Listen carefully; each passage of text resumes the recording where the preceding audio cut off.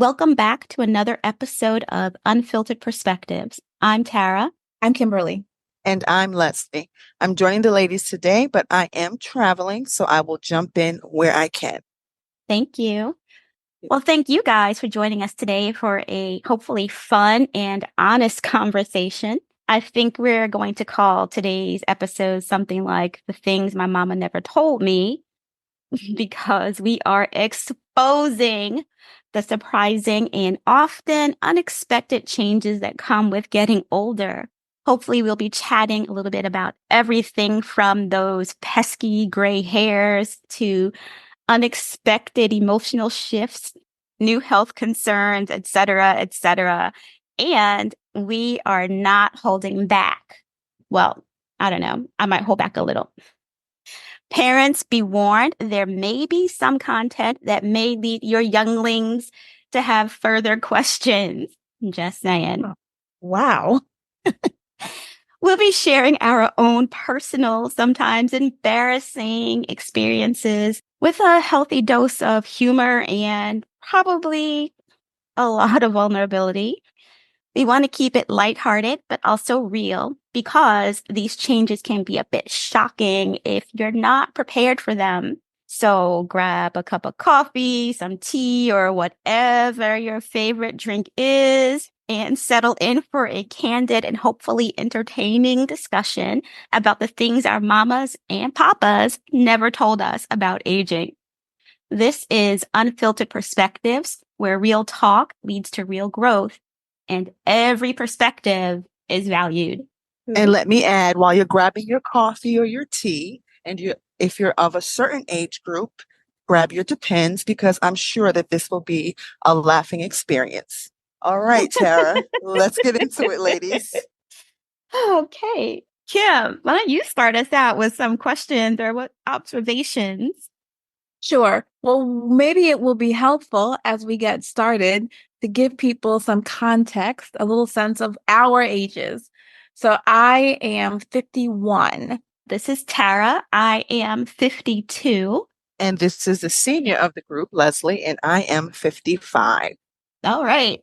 So, first question, my first aging question, because aging can be magnificent. What would you say is your biggest discovery with aging? Well, since we're talking about the magnificence of aging, I would say that my biggest discovery, and I want to keep it positive for this particular, my first, salvo, is that as I have gotten older, I think I have become more comfortable with stepping outside of my comfort zone, just getting outside of my shell. It's not that I have a more I don't care what people think attitude, but I think it's a little bit of that. I've grown into myself, and if I will say it's probably taken me obviously a long time to do that, but I've gotten more comfortable in my skin.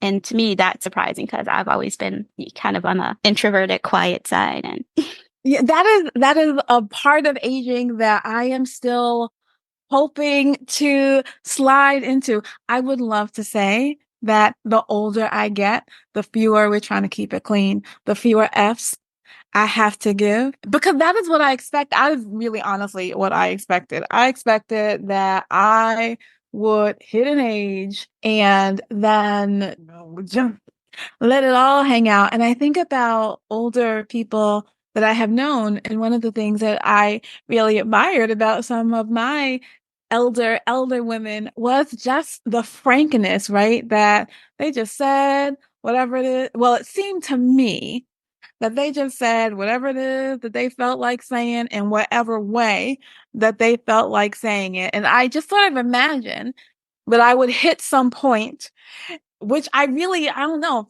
50, I would hit some point at 50 where I would have 0 F's to give. And I am finding I still got a lot of them. I still have a lot of them. I still care a lot about what the world thinks and says about me. I still care a lot about what people think of me. It still matters to me to be a good person in relationship with others. I made a note to myself yesterday. I was watching a colleague, a female colleague, being recognized. She's me. 10 or 12 years older than I am. Just, the ease and the confidence with which she held her space. And I made a note for myself, journal, confidence, work on this year. So I'm supposed to work on like that kind of ease and confidence, because I feel definitely more confident than I did at 20, but maybe not more than I did at 40. That's interesting. I want to ask you a question. Is one of those women you're thinking about Nana? Yes, ma'am. It is Nana. I knew it. I knew It is Nana who was sitting in that chair and say all kinds of stuff. I still think about stuff that lady said to me. I just think about how she used to answer the door. Who is it? Who is it? That right there. If that wasn't a clue. But anyway. Or when she said, tell me this, are you ever going to straighten your hair again?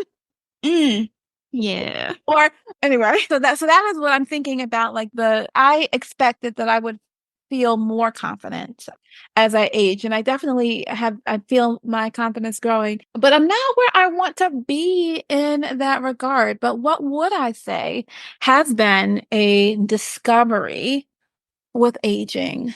I don't know. I came up with this question, so I should have had a pre-answer. What has been a discovery for me as I have aged? Wow. Okay. So here's a discovery. I actually, my self-impression is still that when I think of myself in the same way that I thought of myself at 25. So I think of my parents as being 50, and then I catch myself and I realize, well, they can't be 50, girl, because you 50. Tell me about it. I see. So I still think of myself in that same way that I thought of myself at 25 in some ways. And my body all the time lets me know in so many ways, right? In the arthritis, in the weight gain, which might be metabolism, but who knows? I just don't move the way that I did 25 years ago. I don't have the energy that I did 25 years ago. Yeah, now we're talking. Talking about those body changes. Yeah, because when you guys were talking about discovery, I'm thinking of the physical part, the aging in physical form that Kim is talking about. As far as discovery, the way Kim started off, I guess, and I don't know if this is aging or maturity, but just discovering that it's okay to be 55 and not have done certain things, but it's not too late to still do them. Yes. So that's what I'm learning and discovering, and I'm doing those things. But on the physical part of it, how they say, baby, listen, we are talking about, yes, the arthritis and the backache and the sciatica and the losing sleep and the how many trips to the bathroom. You better make your last drink at like 7 p.m. because you're getting up at like, 2 and 3 and 4 times a night on top of the tossing and turning from the body aches. So listen, there are some people that are in my age group that are just fine, but I am not one of those people. And our beautiful Aunt Dorothy reminds me often, Chico Puddin' or Smooch, whichever one she feels like calling me, you got more problems than Aunt Dot. And I'm like, I know, Aunt Dot, you pretty much remind me every time we talk. But it's in love and it's in fun and I get it. But yes, aging is quite a process. So it's not a pretty one all the time. So Well, I have to say, I consider myself extremely lucky that I have not had any issues with sciatica or arthritis or any of those things. However, let me tell you, that whole having to get up, go to the bathroom, 4 o'clock apparently is my time. Well, sometimes it's 3:30, but the issue with me is that once I awaken, I have such a hard time going back to sleep. I'm up for the rest of the day. That's a change. And listen, these other changes, girl, y'all need to buy stock in Tums because I'm about to make you rich. No, seriously, don't buy stock in Tums. Like, I stay with him. I'm I sorry. stay with the Toms. Absolutely. Wait, don't take that as advice. Is Tums for indigestion? Tums is for indigestion, heartburn, all that. Listen, I cannot eat. Well, I guess I Upset can stomach, eat diarrhea. like tomatoes, tomato sauce, onions, all of that. I can't eat those things. Well, I can eat them, but I know that Oh my at some God, I thought it point was at you. night, no. It is not just you. It is not just you. And also, can I point out lactose intolerance for some people? That's a big thing. And OMG. yes, I mean, not me personally, but I do know of a lot of cases where it's a thing. It's a thing. Interesting. Yeah. Everything you just mentioned is all me. All me. I haven't developed food intolerances, but like environmental allergies that I never had. All of a sudden, spring comes and I'm like buying stock in Kleenex. I'm not buying stock in Kleenex, but listen, hot tip, maybe you want to. Also, and I mentioned in the introduction, these pesky gray hairs. Listen, I look fairly young. I do. And when I was young, I'd be like, when I start getting gray, I'm not going to dye my hair because, whatever. Let me tell you, can I just say I do? That Hey, you that do dye spray. your hair?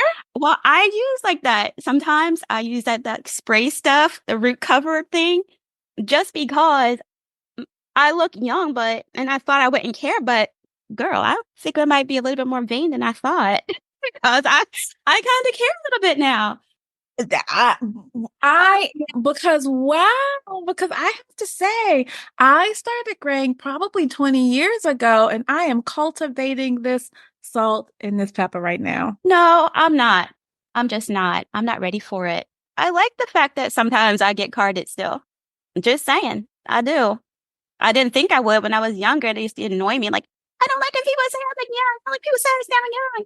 But now that I'm in of a certain age, it matters a little bit more to me. And why Really? I No, am I sweating don't now because have. I'm so embarrassed just to admit that. But yeah, That's funny. Now, I don't have a lot of gray, but I act gray and, they think it's funny, but my gray doesn't bother me. I have a lot of it, and people who know me, I think will attest. Mine is spectacular. it is. It's very artful. It's like a little streak up here in the front, but then it's all through, and you got the little curls working. It does look good on you.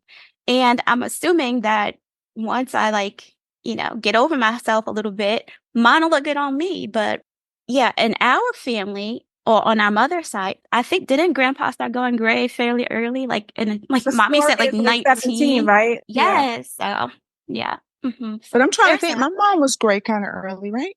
Was she? I don't remember. Yeah. What do we? Okay. Well, what Did do we she call color her early? hair? Does she color her hair? My mom? Yeah. Mm-mm. I don't recall. No, Really? I don't think so. Because I loved her gray. She called it silver. Okay. Yes.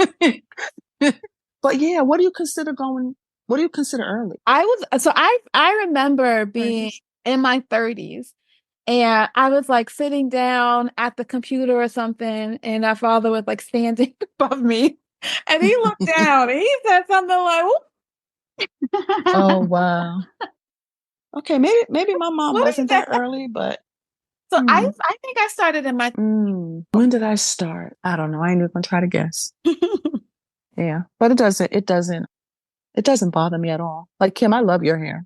but I also, y'all know I look young for my age. Even well, so it's not just that, but it Are you also looking for is me? people often believe that I am younger than I am, which in often in my work has not been a plus. So I have like really cultivated the maturity. I have cultivated the gray for the maturity that comes with it because y'all better respect this. I'm Wow. here right now.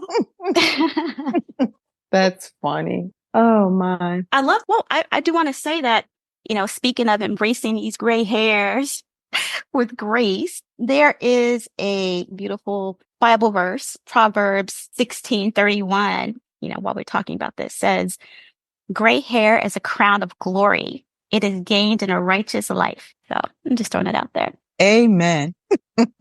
Shocked you with coming a bit early with that, didn't I? I know. You did. I'm like, are we done already? So scripture. Okay. Okay, so biggest discovery with aging. What has been your biggest challenge with aging? Can I say first, before somebody else uses it, I want to get mine out. Wow. No, because we're all of a similar age, and so I'm assuming we have a lot of similar things. And we're But all women, so let's like yes, which is significant, I think. it That is is very true. significant for this It one is. because I got to tell y'all, sometimes, She clearing her throat. We're probably not ready. Brace oh, yourselves. Stand by yes, please me. brace yourself. Please brace. I can't laugh too hard. Oh, I knew I it. I have to knew this. prepare myself to laugh. Sometimes if a sneeze catches me unaware, ah, Yeah. Oh, let's just baby. say that's not Oh, such a great thing. I thought it is not an allergy season. That's same along the same thing that you're talking about. Allergy season is not pleasant at all.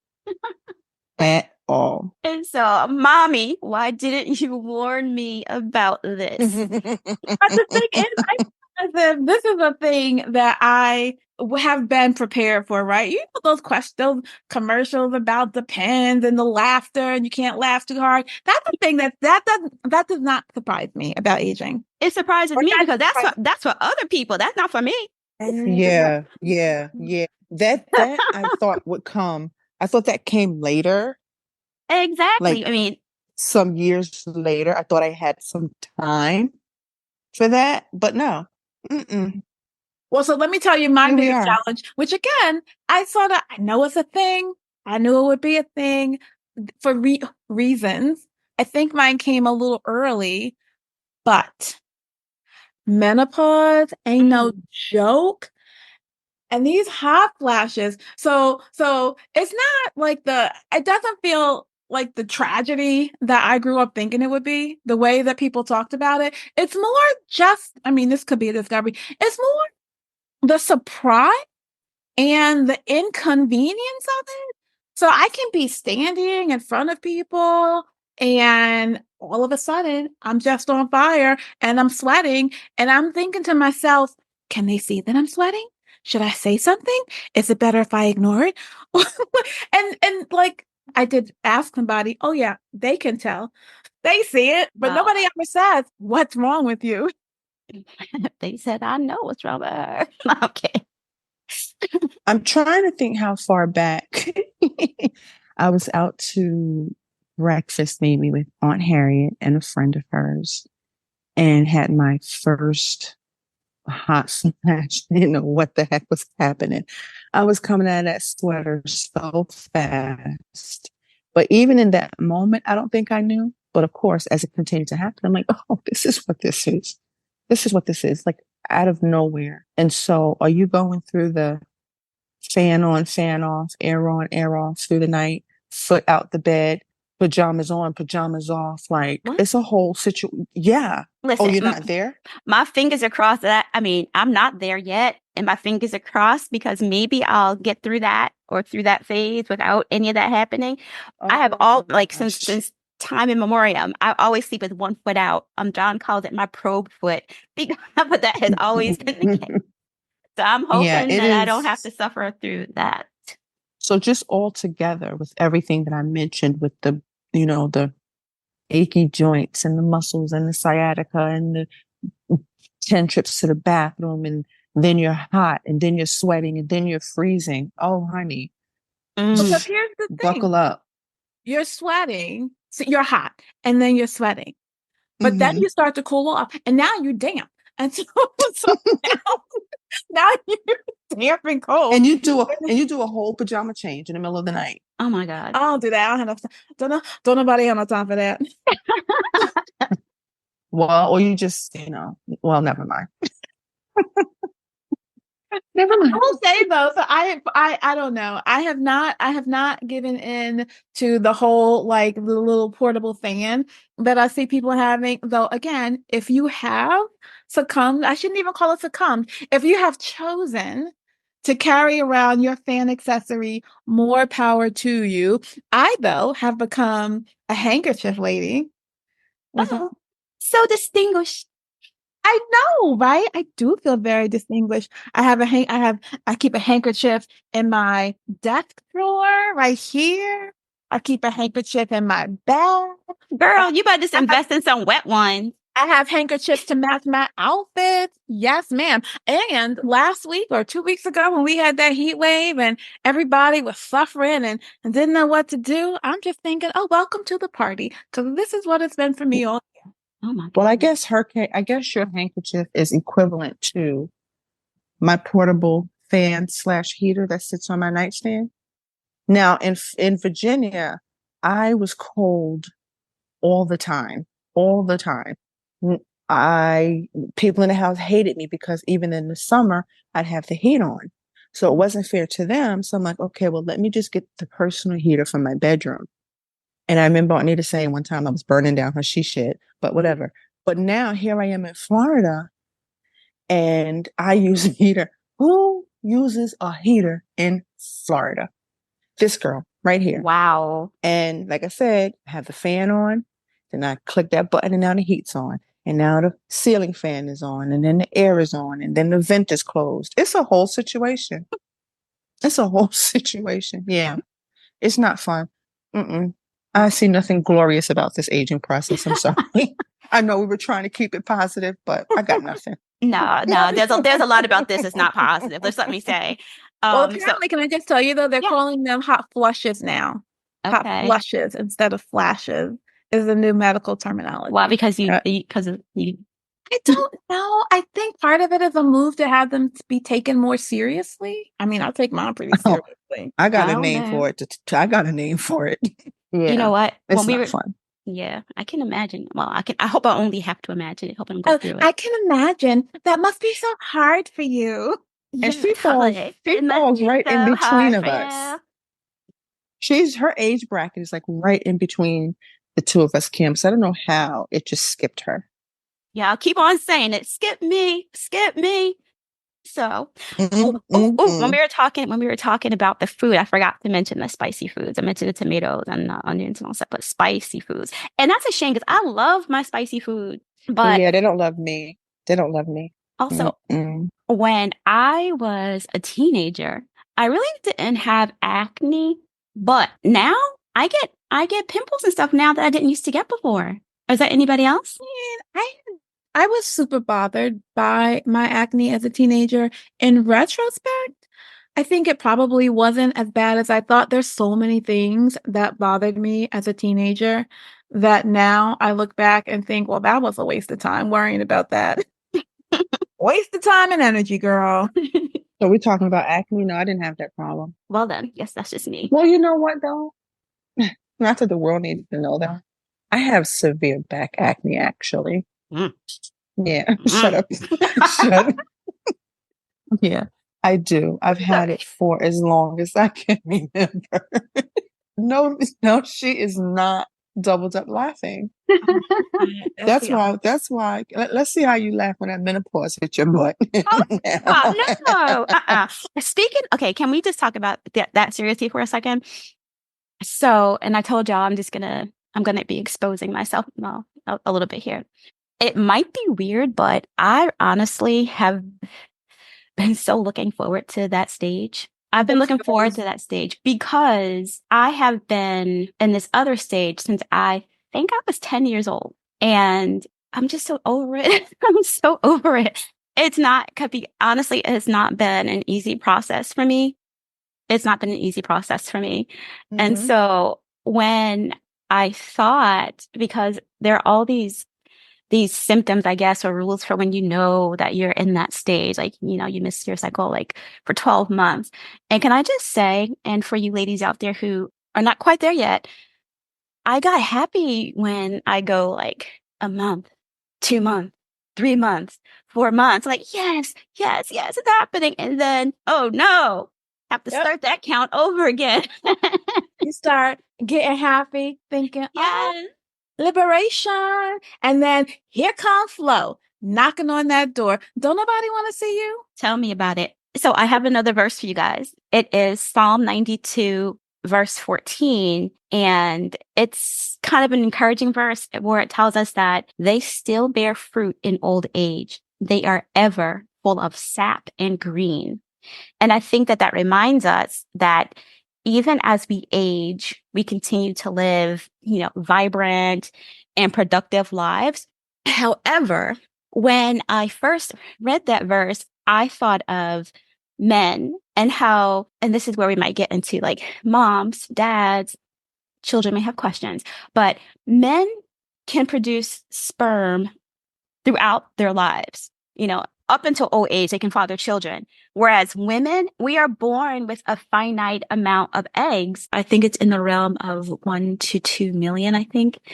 But those are lost throughout life through various processes, including losing about 1,000 per month once you start menstruating. So whereas men have the ability to continue to produce those life creating cells, women don't. We lose them as we age. So I just thought that that was an interesting thing that that Bible verse made me think of. As you look scandalized, I mentioned that, but it is a part of growing older that there's a difference in what men and women, their bodies. Because I think a lot of the other things that we talked about, all the food sensitivities and just, man, the genders go across genders.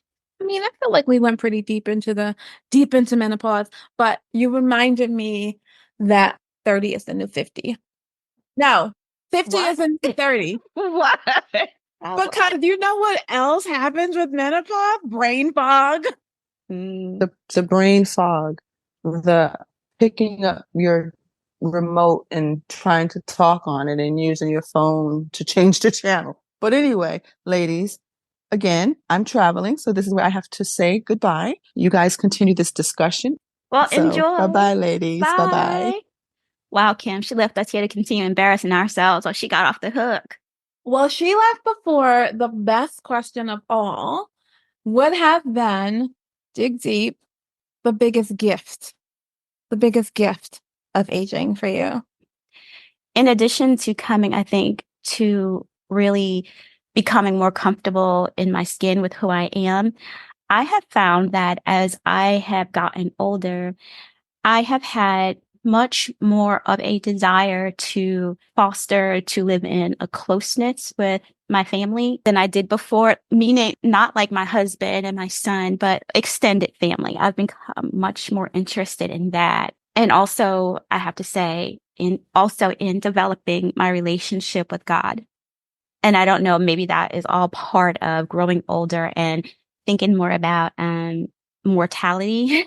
I don't know if that's necessarily the case, but thinking about mortality, thinking about how rich or enriched my life is when I have family to talk to fall back on, to share, those to share stories with, to remember the past, remember our ancestors, just sharing that connection. So I think that that has been a definite gift. What about you? See, you went all serious here. I was just going to Aw. talk about how I don't seem to get ashy anymore. I should have put in the discovery category because But I do. Mm. I'm still ashy. I appreciate what you are saying about centering family and relationships and ancestry. I have been saying for the last couple of years, and I have been attributing it a little bit to space, to where I am, like location, this sort of slowing down, moving a little bit more slowly, less frenetic. So I used to live in a pretty urban area and work in a city. And it's like commuting on the train and I used to work in Manhattan. So lots of energy and noise and people. And now I live out in what is considered, I think we're technically considered rural, but it's just a much more slow life. I am outside a lot more. It's less noise. I feel more grounded. I make time for myself to be more grounded. So that could be, I have been attributing it to location and then also to the nature of my work, and probably both of those things, and also maybe aging, right? That I am digging deeper, rooting deeper into relationships I've been thinking about my plan for the coming year and thinking about really going deeper instead of broader, right? So letting go a lot of things so that I can have more depth with the few things. So a few years ago, probably 5 years ago, Hmm. a lot of my work was working with youth, and I transitioned that working with youth to more mentoring of adult colleagues. And even given that, it was a surprise to me at a recent work function, but with colleagues from around the country, Hmm. that people were looking to me as a more senior, not an elder, let's be clear, but like a more but a more senior person, right? As much as I joke about people respecting the gray hair and the wisdom and the time and the work and the experience, I am settling more into that, I think. Does that make sense? It Yeah. does. Yeah. I think I joked about it before in a pushy, aggressive way, like, how dare you disrespect my authority? I've been doing this for a long time and like really fighting for respect. And now I don't do that. I don't need to do that. And maybe I don't need to do that because people give it to me without me a lot of fighting. But I Hmm. also think I don't need to do that because I don't need to clamor for it in the same way that I did 5 or 10 years ago. Hmm. I don't feel that same like fire to have people treat me in a way because I I see. know what I know, right? Hmm. I know what my experience is. I know what I offer. I don't actually need people to reflect to, yeah. Yeah. Yeah. Yeah. And that's part of what I was saying like before, how I think that with this aging has come a new confidence, for me, a new, I just know myself better and I don't care as much about what other people think of me. I really don't. With that also comes like I used to be, and I probably am to some extent, a people pleaser. I always want to like make people happy, want people to like me, blah, blah, blah, blah, blah. But now I think that I'm more comfortable with standing up for myself and what I want, prioritizing myself, prioritizing my time, prioritizing my own happiness. And so I feel more comfortable just saying no to people for things. Yeah. And I live more for the moment and I'm appreciating small things. I'm appreciating the things that I have. I'm appreciating the things that I don't have. Y'all are talking about these aches and pains. Not there yet. Okay, so are you at a place in your aging where you're starting to think about your mortality? I alluded to that earlier.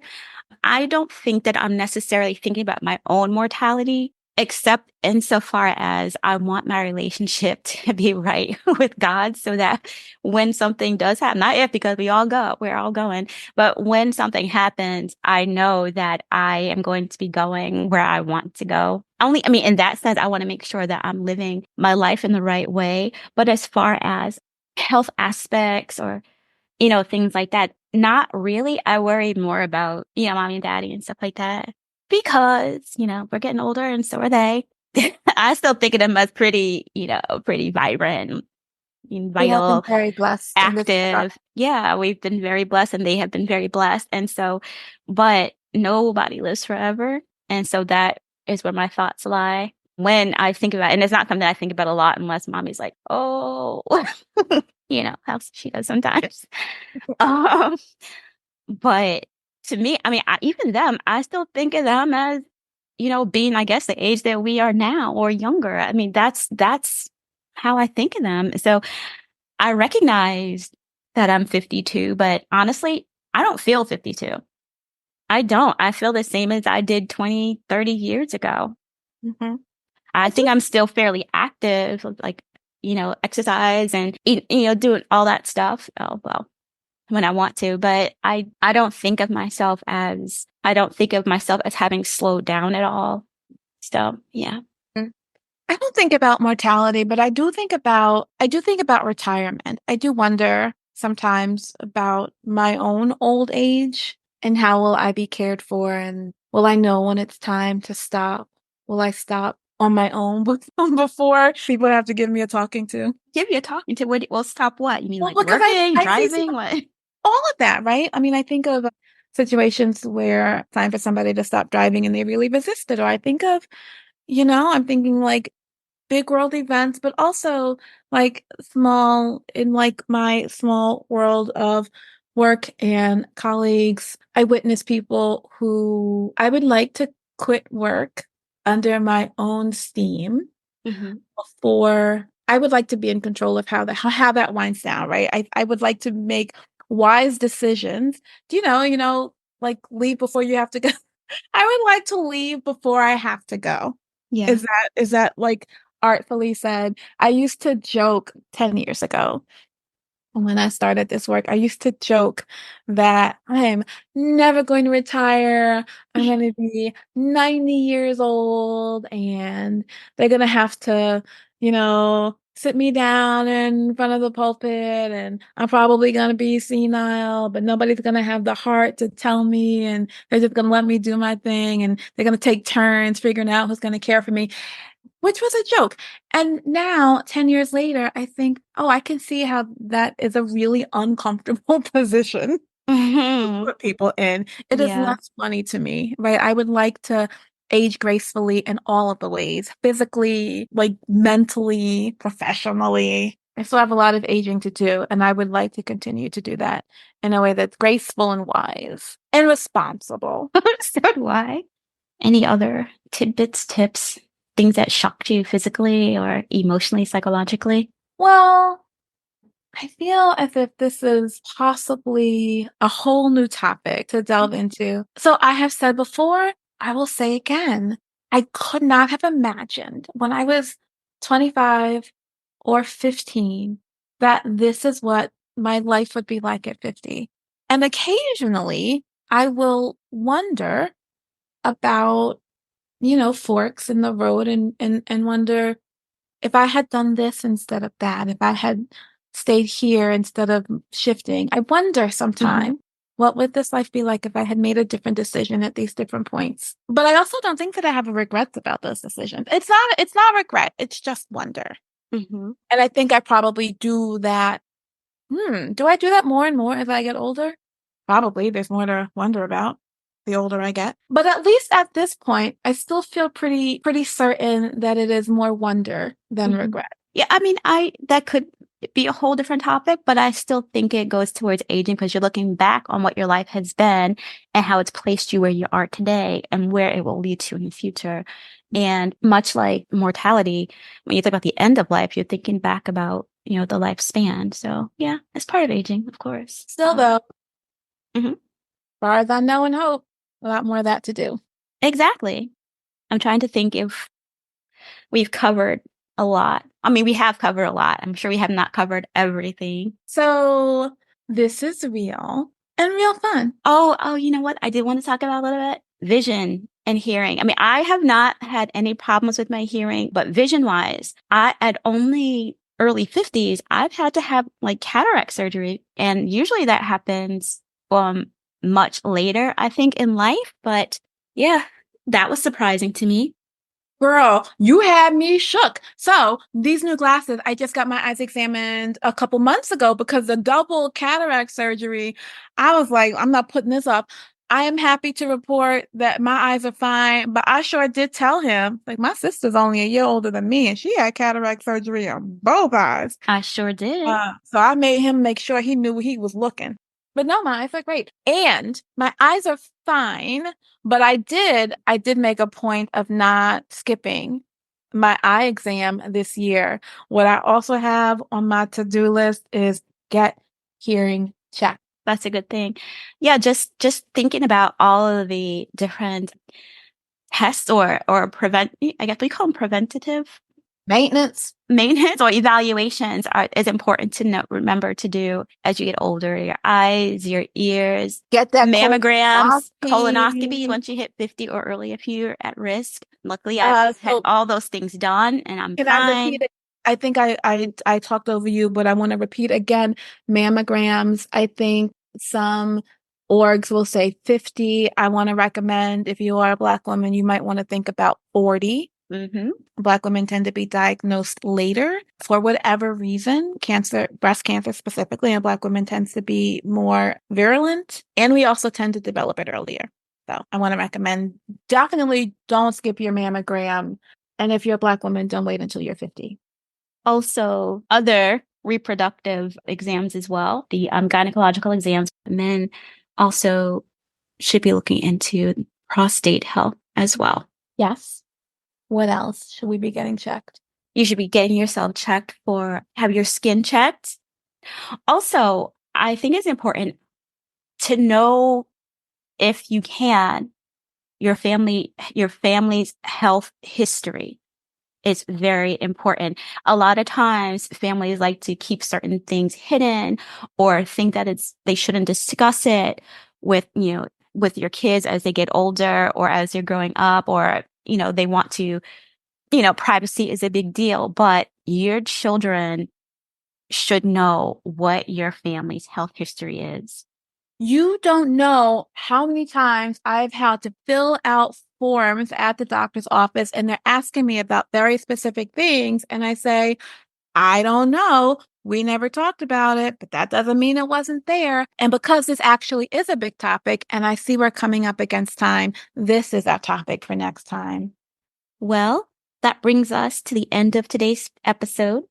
We really appreciate you joining us for this candid conversation. It's been great, I think, sharing our stories and laughs with you. Remember, the things we share are meant to let you know that you're not alone in this journey. It's kind of embarrassing to talk about, but know that you're not alone. Aging comes with its fair share of surprises, but it's something we all go through together. And if you're not quite there yet, we hope we've given you a glimpse into what you might expect. So when it happens, you're not completely thrown for a loop, right? Aging can be challenging, but can also be a time of growth, wisdom, and yes, even humor. So thank you again for tuning in. If you enjoyed this episode, please share it with your friends and family. Be sure to look for a new episode every Thursday morning. And don't forget to rate, review, and subscribe to our podcast so you never miss an episode. Find us on Facebook and YouTube at Unfiltered Perspectives and on Instagram as Unfiltered Perspectives IG. We love to take listener questions. So if you have a question that you'd like for us to answer, address in the podcast, or a topic that you'd like us to address in the podcast, send them to unfilteredperspectives@outlook.com and let us know if you'd like us to use your name. I am Kimberly. And I'm Tara. And on behalf of Leslie, who had to leave us early, we thank you for listening.